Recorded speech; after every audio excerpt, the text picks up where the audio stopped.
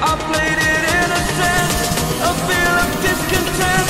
I'm finally facing it all, fearless.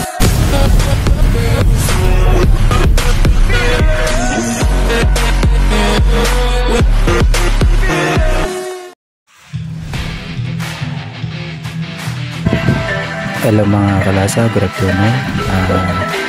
Dito na naman ulit tayo sa gym upang tayo mag-workout. Bago tayo mag-workout mga kalasa, ugaliin natin na mag-bike. Yan yung gawin natin na habit or pinaka warm up natin bago tayo mag-gym or magbuhat. Ang pagbabike kasi makakatulong yan para medyo hindi ma-shock yung mga muscles natin, maging handa or ready siya sa anumang bigat ng bubuhatin natin. So ang araw ngayon ay pang-19 na araw na natin na mag-workout mga kalasa.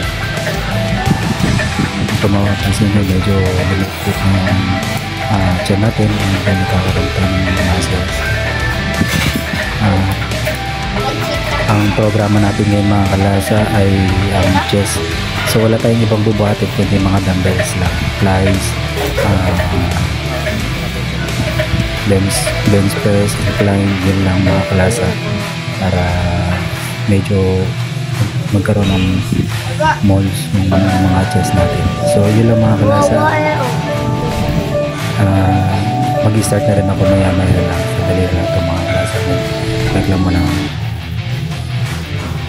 kalasa. Kung mapapansin po natin, medyo pinapawis-pawisan na po tayo mga kalasa. Siguro mga ilang minutes na lang din start na tayo. Ang gagawin natin ngayon mga kalasa ay chest program, lower and upper. So yun, then kung magisingit natin mga bicep, makapag-bicep tayo mga kalasa.